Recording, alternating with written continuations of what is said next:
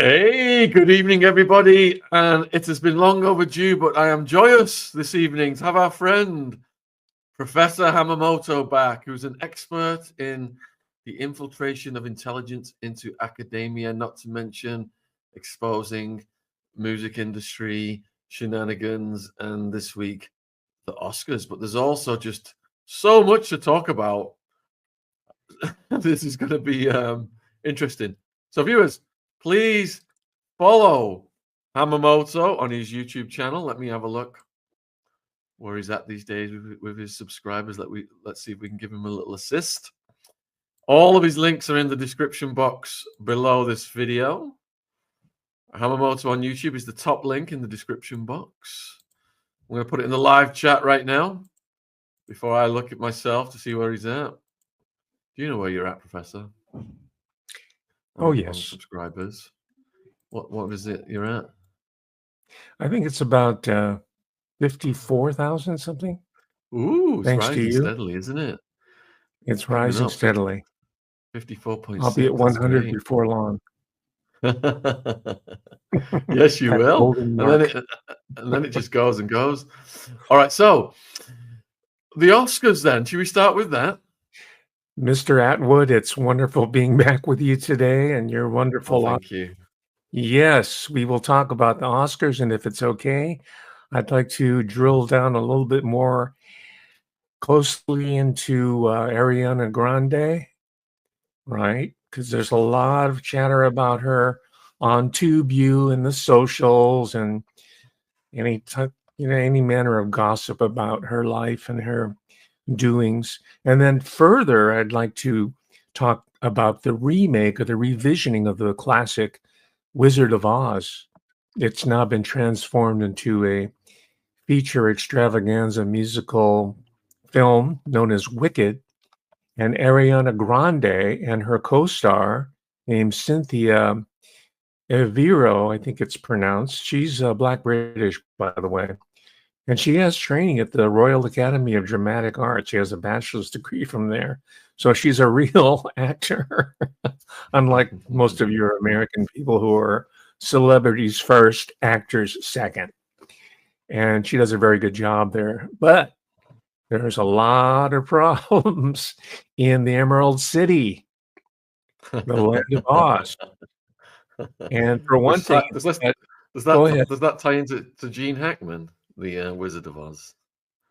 No, he died last week under mysterious circumstances. I don't mean to be giggling about it, but it's you got me giggling. It's kind of giggling inappropriately. He was, connected to the French Connection, the film. He's really good. He was an actor's actor. And he was not a Hollywood type, which, by the way, we're talking about Hollywood today, but a point I think is very important to understand in the year 2025, when we say Hollywood, we're talking about a global system. It's global Hollywood. It's no longer a physical geographic location in Southern California, in Los Angeles County, much of which was burnt out recently. Yeah, there's a lot of big news here. And I think it's connected, the burning out of the people of Pacific Palisades and the relocation of the Hollywood industry to other parts of the globe. In fact, England, the UK, is one of the primary places of relocation, as well as Canada. The principal first production was at the new Sky Studios at the classic Elstree Studios outside of London. And this is I don't know if you've seen the film, but it's highly, I'd say, state-of-the-art graphics, opticals, and CG, of course. And it's being done not in quote-unquote Hollywood. There she is, Ariana Grande Butera, the star. Most of you know her face if you don't know her name.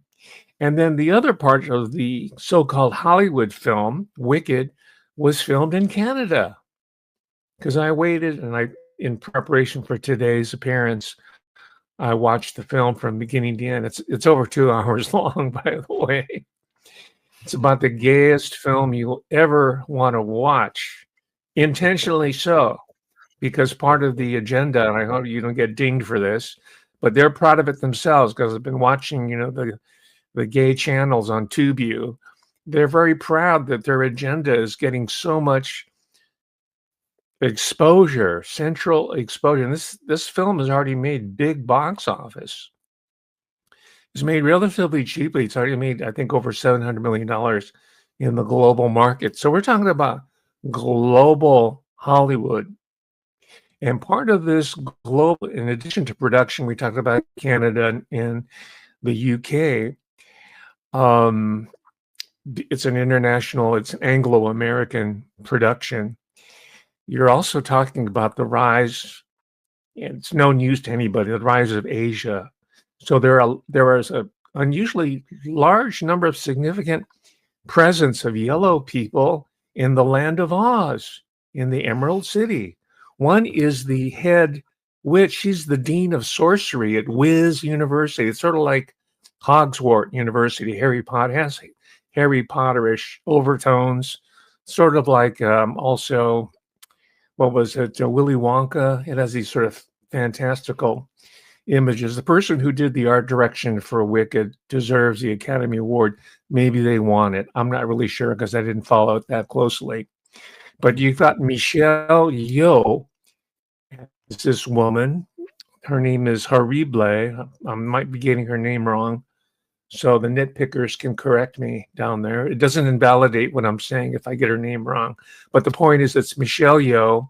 We know her from Crouching Tiger, all these wuxia movies, the martial arts films, made in China, financed by Chinese money or Singaporean, Malaysian, Hong Kong, big gangster bucks, just like in the West, right? And she was the star of this, and now she is a mystical Oriental woman.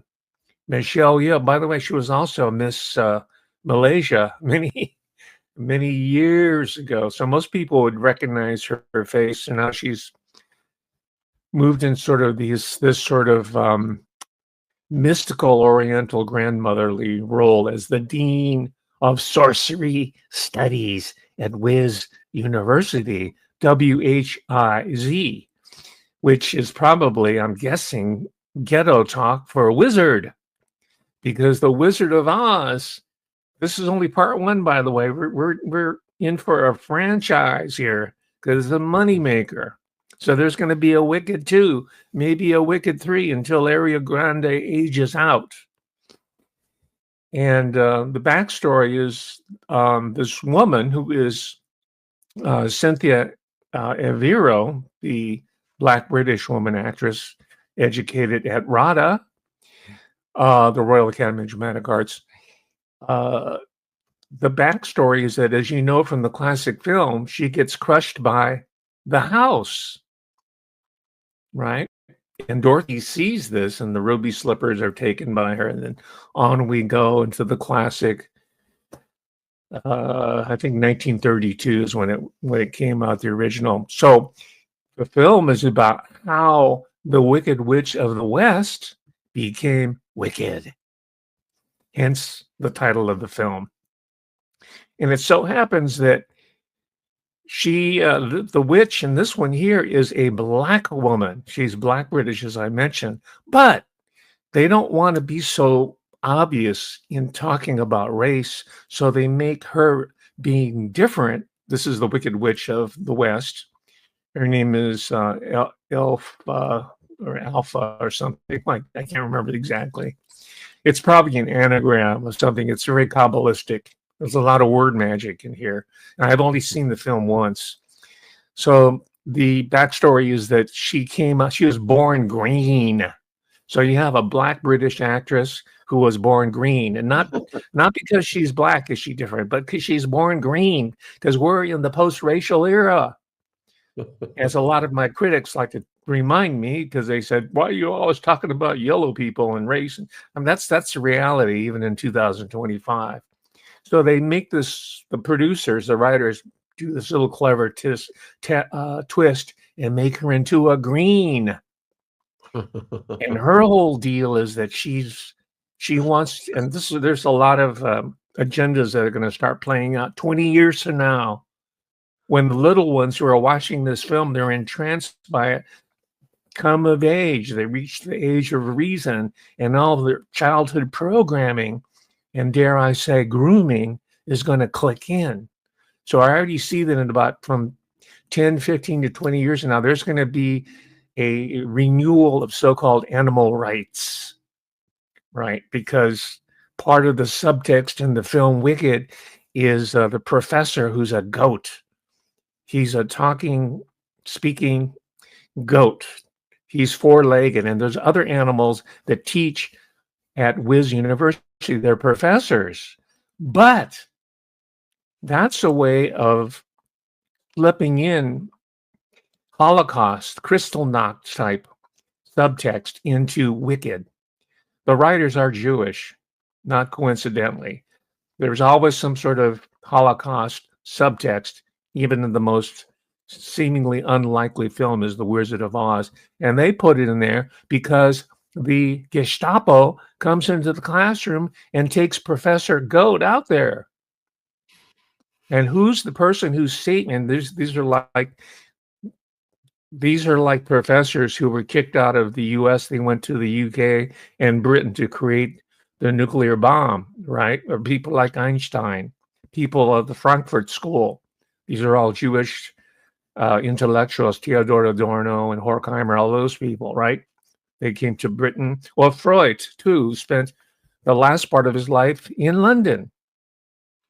So it becomes a metaphor for the Aryanization of the university.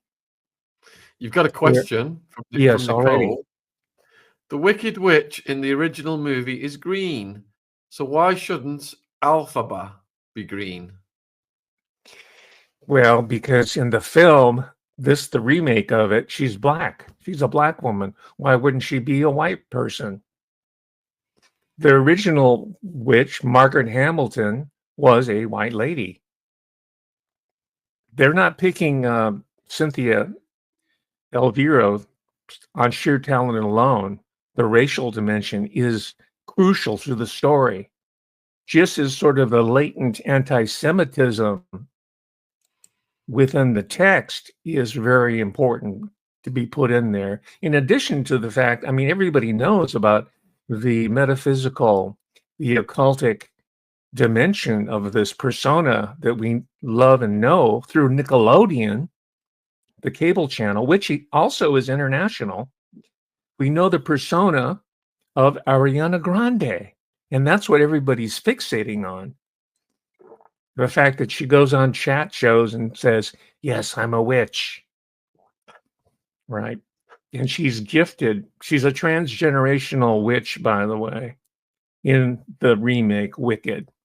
And she is gifted. She's handed down. She inherits the famed pointed hat.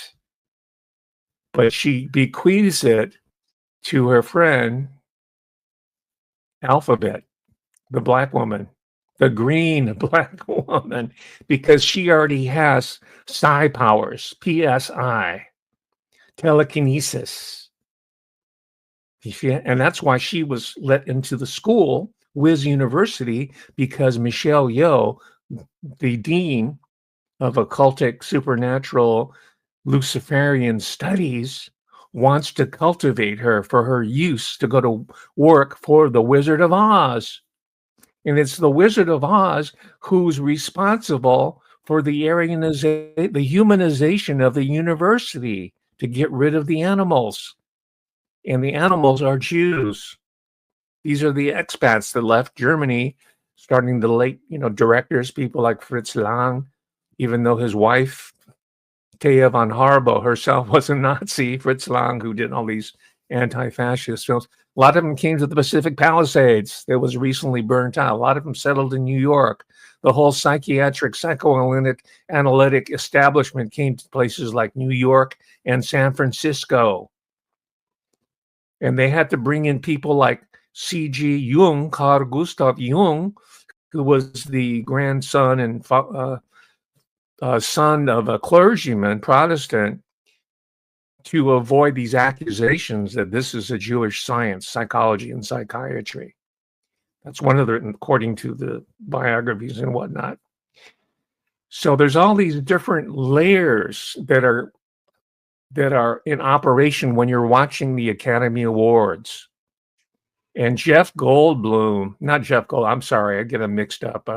Adrian Brody went up there and talked about all the transgenerational trauma that supposedly he inherited from the quote unquote Holocaust. Well, there was also a Holocaust in China. About 80 million Han Chinese were killed, murdered, or starved to death. And I mention that because the director is a Taiwanese American. His name is John Chu. He's the other. There's three significant yellows. The director, John Chu, Michelle Yeoh, we've talked about, and this guy named Bowen Yang, who's sort of the sidekick of the two witches. And of course, he's flaming gay. And in the U.S., he's part of the ensemble of Saturday Night Live. And in Hollywood, in global Hollywood, and this is true also for overseas consumption, any Asian man who pretends to have any sort of supernatural or mortal power is always a flaming homosexual. It's equivalent to the fact that the black male is made to wear a dress and cross-dress by the producers before they're allowed to advance. So this is the yellow man's, and Chu is complicit of this. He's from Palo Alto, California. And for those of you who don't know about that, that's the heart of Silicon Valley. You dig? So he's a crazy rich Asian, which, by the way, he directed.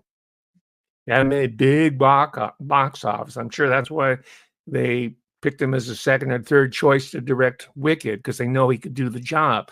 But he's one of them crazy rich Asians, like those people who are writing books like that, while I am a ghetto Asian. There's a big difference.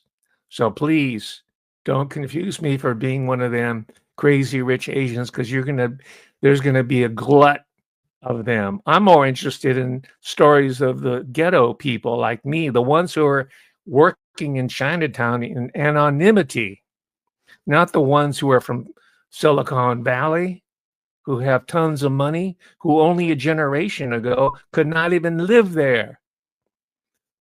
So there's something that Samuel L. Jackson and I have in common.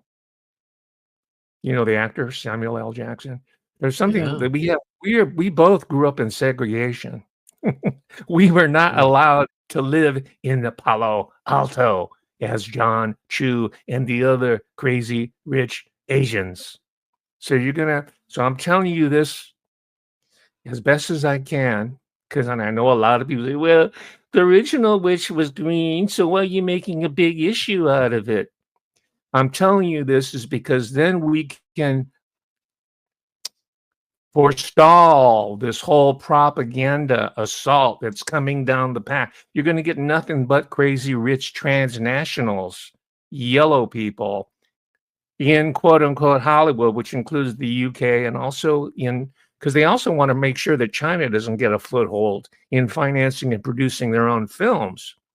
Right? This is a power play. It's a power politics in the guise of a fantasy tale. That's how you have to look at all of this product that's coming down the chute. And people like John M. Chu is a tool of it. Now, speaking of homosexuality, I always expected I assumed he was gay, because Crazy Rich Asians has another guy as a lead actor, and he's flaming queer too. Because that's what Hollywood wants for the yellow man, just like he wants the black man to wear a dress and to stage mandingo parties for themselves, right? So they can get down with the black bucks, just like on the old South Plantation. It's mandingo time. Well, the same process was going on in China, in Japan, in South Korea, in the Philippines, in Thailand, where they even tried out the gender-bending pharmaceuticals, Bayer, Monsanto. They tried them out on a Thai man, and now there's a whole group of people called Katai. who are transsexuals, and there's a whole sex tourist trade that's built upon it. So all of a sudden we see this little fantasy that little 6-year-olds going, oh, I want to be a witchy princess when I grow up and have a magic wand and have psi powers just like my green black witch and Ariana Grande. So 20 years from now, they're going to be in position to ride herd on you and me. Thank goodness I'll be dead by then, but you're going to have to live under this occultic matriarchy. It's hilarious, but it's already happened.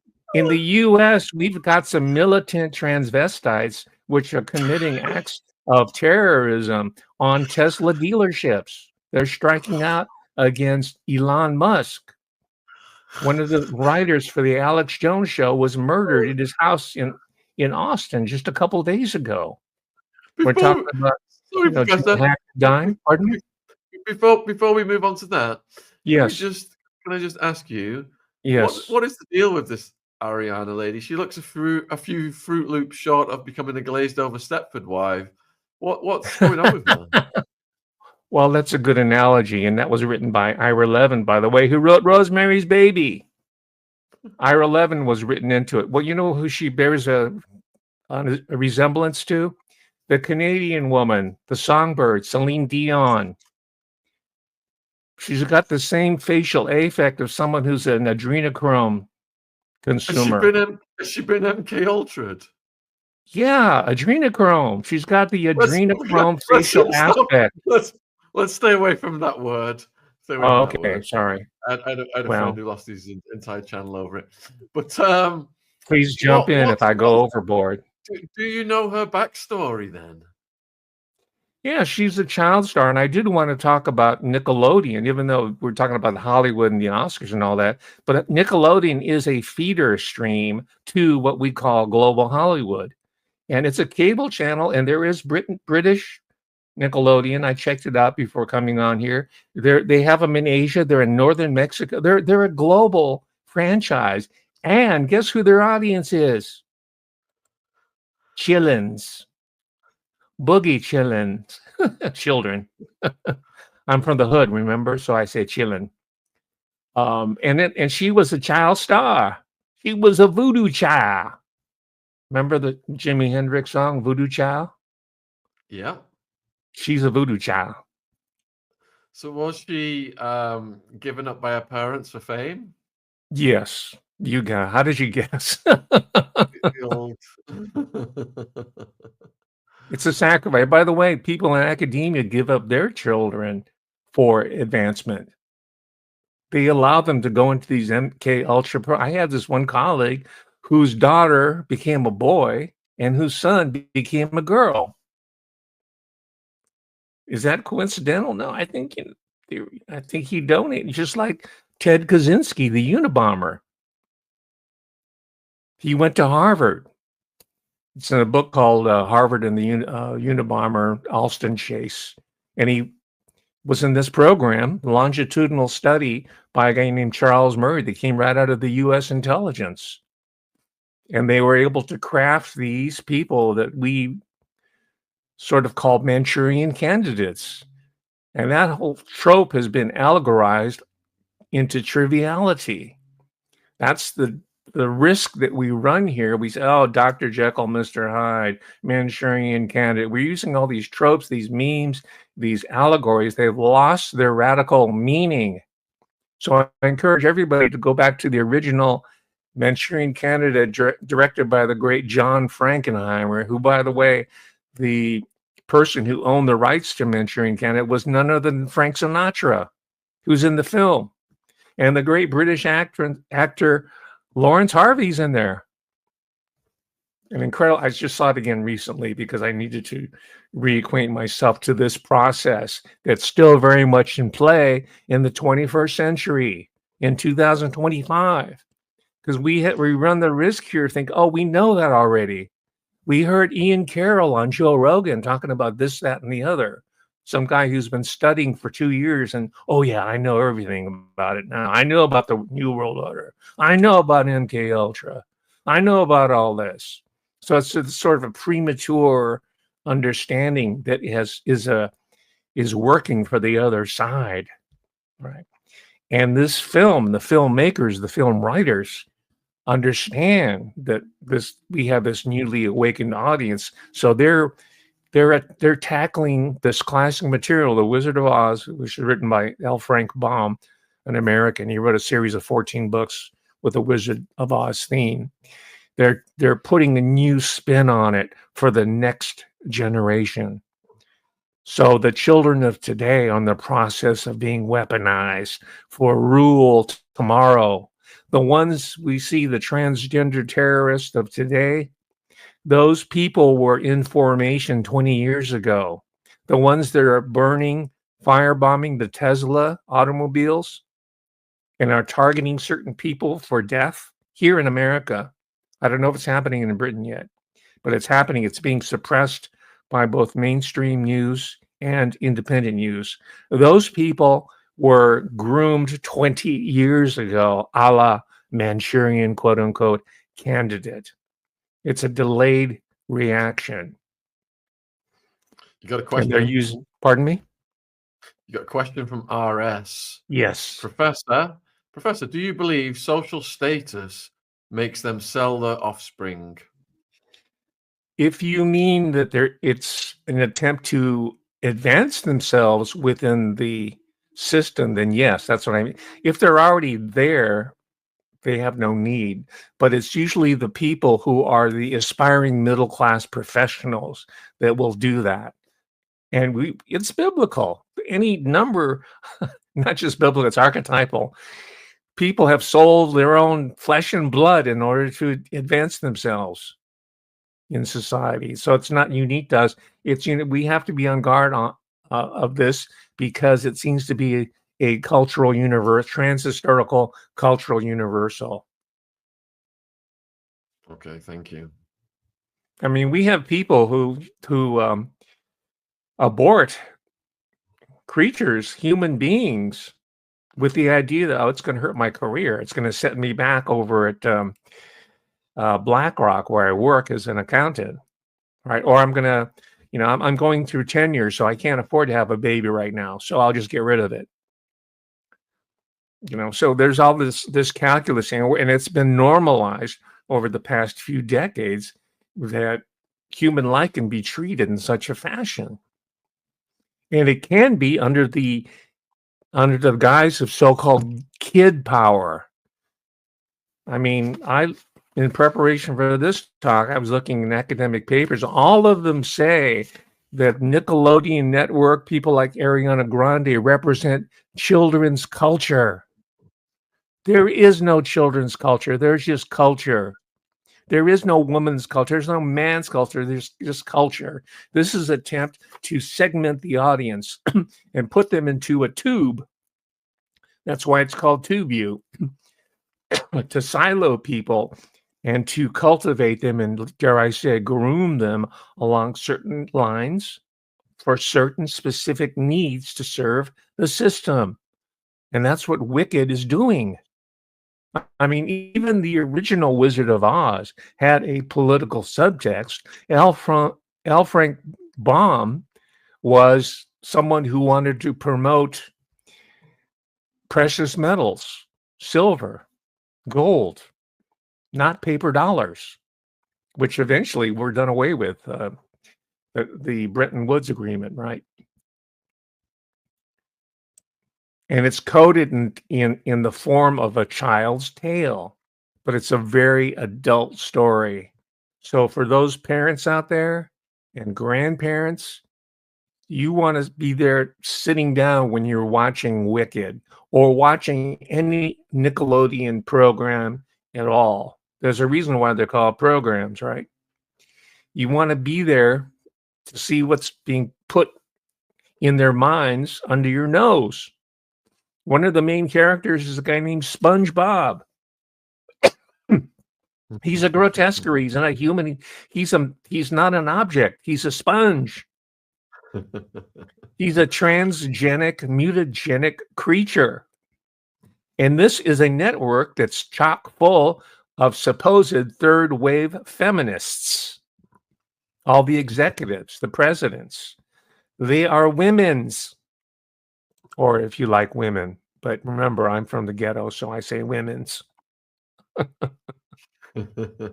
So all this, and remember, that's where Ariana Grande comes from. She comes from straight out of the poop chute of Nickelodeon. Who, this is not me talking. This is, you can find it on TubeView. They have all these creepy directors and producers. So I'm not guilty of libel here. This is printed. This is known. This guy has been investigated and found culpable for his actions. Guys like Dan Schneider, and when another showrunner on Nickelodeon and CW, it's another cable channel, Joss Whedon, who, by the way, is a third-generation television writer. His grandfather was writing, and so happens I wrote a book on situation comedies, because that was our grooming tool when we were growing up in the golden age of American television. This is about sitcoms, and as I told you, a lot of it was stolen from British television. We talked about that previously. Nervous laughter.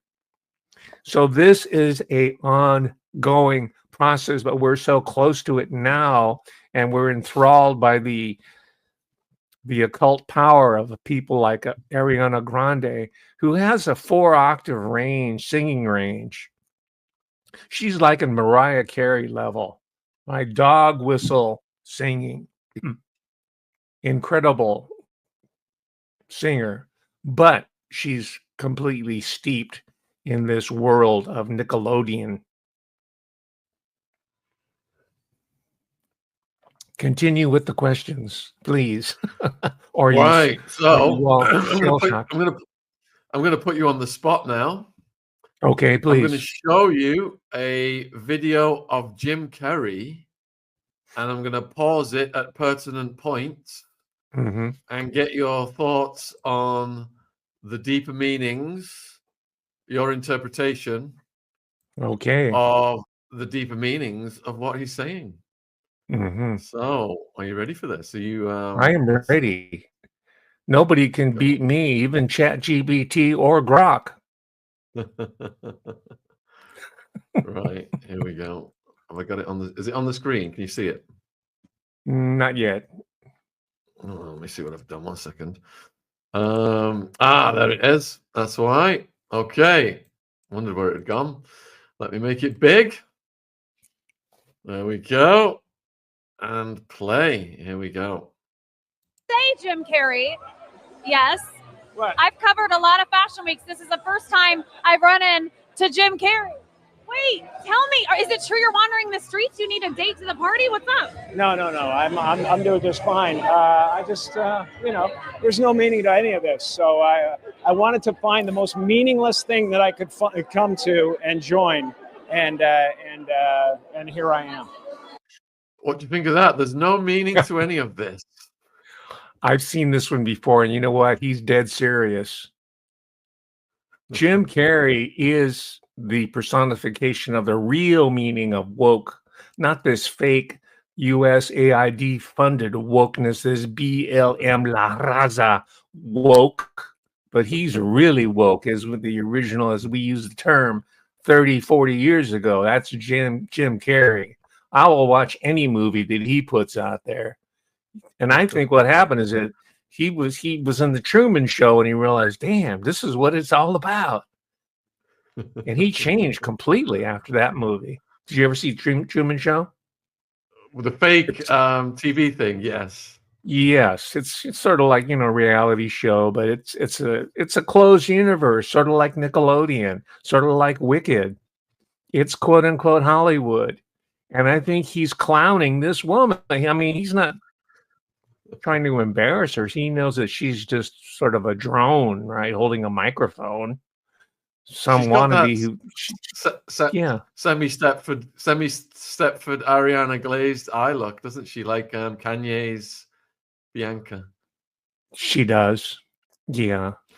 I don't know what sort of what sort of medication you're on, but he's having a good laugh at her expense. Oh, let's keep going. They're I celebrating. mean, you got to admit it's completely meaningless. Well, they say they're celebrating icons inside. Celebrating Do you believe icons, in boy, icons? that is just the absolute lowest aiming, possibility that we could come up with. It's like icons. Do you believe in icons? I don't believe in personalities. I don't believe that you exist, but there is a wonderful fragrance in the air. Do you believe in icons, Professor? Yes, I do. And I'm an iconoclast. I smash icons for a living. So he's clowning her. He smells his fragrance and his fertilizer. It's BS. You notice he doesn't have any arm candy with him. There's no semi-naked women that he's parading around because he's been through that already. Wasn't he dating, I don't know, some of these starlets in the past, not too long ago, 10, 15 years ago? He was married to some of the top level beauties of the day. And I think he finally realized that, hey, man, I was seduced. I've been played. So what I would suggest is for Jim Carrey to contact me. I'll write him a movie. He should produce it, direct it, star in it, and I'll hook him up with all the Asian money that's being invested in America from China and from Japan. And I'll make sure that there'll be straight yellow men in there, not flaming gays. Or no witches either. No greens. There might be some black and some browns, definitely white people, but no greens. Jim Carrey, let's do business. Let's talk. Randy Quaid, the invitation's open for you too. I want to see Randy Quaid on the screen again. I want to see him make a major movie. Because you know what? He's been proven right with his whole concept of star whackers. I knew he was right when he first came out, him and his wife, Edie, I believe her name is. And I've seen their movie, their documentary. I said, he nailed it. I understand why he's on the run. And Jim Carrey is in that category. And you know what? They're going to be joined with increasing intensity by other so-called icons. So it's ending. This is why a lot of production is being offshored from Pacific Palisades, which is burnt to the ground, being moved to Canada, to Quebec, to move in the other Five Eyes countries. Also, it's because of trade deals and embargoes. And if Trump wants to help the American economy and help the Directors Guild of America and the Writers Guild East-West, these are American trade guilds for screenwriters, producers, directors, then I say start making filmmaking a priority in America. And same with Britain. Britain came out of the gate early on with their own national cinema. I don't want to see British films about American topics. I want to see what life is like in contemporary United Kingdom, right? I want to see a movie about Chinatown in Liverpool. You're acquainted with it, are you not? I am. It's all grooming gangs and drug gangs in the inner cities now. Here, let me continue with Jim before we derail. Oh, please. Let's keep going. You don't believe certain icons have the power to make change, to think differently, to be bold, to inspire others? Artistry, you're one of them. On the good foot. Ha! Yeah. You shut it down now. Yeah, no, I don't believe in icons. I don't believe in personalities. I believe that peace lies beyond personality, beyond invention and disguise, beyond the red S that you wear on your chest that makes bullets bounce off. I believe that it's deeper than that. I believe. What did he say? Peace lies beyond personality. What does he mean by that? Well, I think he's having some fun. He's trying to be profound like a lot of these dimly educated Hollywood types, right? They read a couple science fiction novels and they watch other movies. That's about the level of literacy. And they go up there and start spouting nonsense like Sean Penn. I mean, he went over to talk to Vladimir Zelensky and presented Sean Penn his Oscar to him, and Was it as a form of homage. US, Huh? Was it US? Did the USAID pay him to go out there with Angelina Jolie?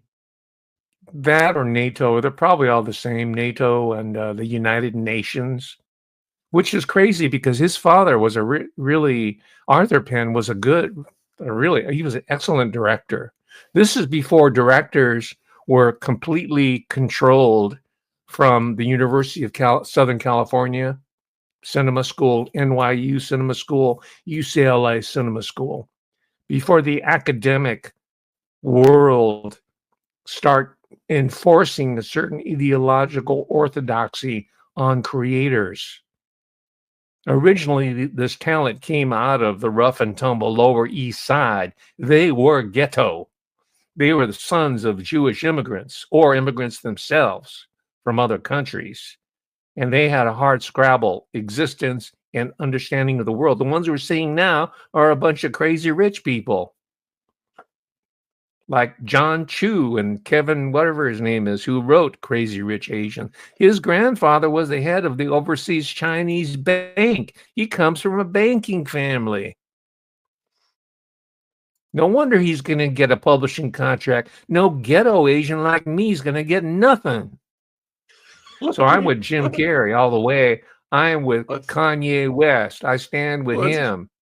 Let's finish, Jim. 1 second. I stand with 50 Cent, too. Hold on. We were a field of energy dancing for itself.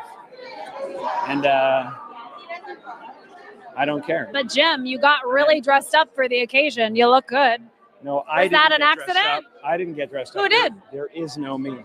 There's no you. No. We're not here. This is a dream. There's just things happening. And there are clusters of tetrahedrons moving around together. Okay. Yeah. So what's happening in our world right now? Because there is a lot of news that actually is relevant that's not that Here's the uplifting. thing. It's not our world. None That's of the this is key. real? Nope. So you're just passing We don't through. matter. We don't matter. Oh, wow. There's the good news. Okay. It's no wonder they put that on. It's E! News.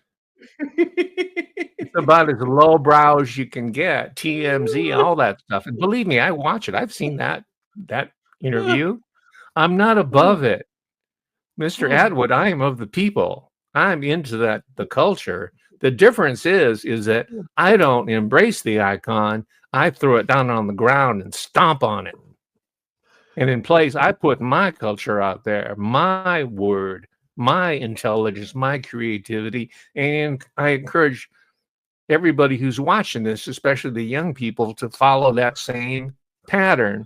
You can watch Wicked to get some ideas and go against it, but don't make that. Don't absorb it in the world. You're absorbing the energy of an Ariana Grande. You know, I'm just picking her name out because she's the star, ostensibly, Wicked. But there's you can say Lady Goo, you can say Taylor Swift. There's a whole bunch of them, and there's more in the pipeline. It's an endless supply. Let's do a quick poll, Professor. Supply chain. I'm going to do a quick poll. Put a 1 in the chat if you've already subscribed to the Professor. Put a 2 in the chat if you have not, but you are about to. And the link is in the live chat, and it's also in the description box. Professor Hamamoto is marching to 100,000 subs. Let's accelerate that, please. Lots of ones coming in. And my next question is then, because we've had this deluge of executive orders, and there's all kinds of changes afoot. Does this mean that the infiltration of intelligence into academia, how has Trump becoming president impacted that? I mean, is a lot of that financed by bureaucracies that he's shutting down, for example? Absolutely. I'm getting all kinds of correspondence, internal correspondence meant for only academic types. They're panicking. They're panicking because the money supply is drying up. All this largesse that they're used to over the past several decades coming through all these dark and gray money sources, and USAID is only one of them. That's drying up, and that's a good thing, because only the good research is going to be allowed to flourish. About 80% of even so-called hard science, I'll be more generous, maybe 70%. 70% of so-called hard science is fraudulent, part of it. There's a site called Retraction Watch that's run by a medical doctor turned journalist. He's in residence at New York University, and his whole job and his staff, his interns, mostly young people, are looking at research and science research, hard research, so-called, and trying to look at the methodology. And he's finding that the vast majority of it is bogus or incorrect, not accidentally, but willfully. And add to that, now we have ChatGPT and Grok AI. And on record, just recently, and again, it happens to be a yellow man, he's a PhD type researcher, he got busted for crafting a research paper based on AI. And Mr. Attwood, people like you and me are going to have a limited existence, because we're already seeing on YouTube these news readers, these presenters who I can tell are getting their content, quote unquote, from ChatGPT. They're repeating other people's work on YouTube, which originates on Grok. It's already been being done on print media. That's why I think your show is so important, because we're doing this in real time. You are throwing me wild cards and having me react on the spot extemporaneously. You're laying down a chord pattern and asking me to improvise over it. That's the true test of an artist, not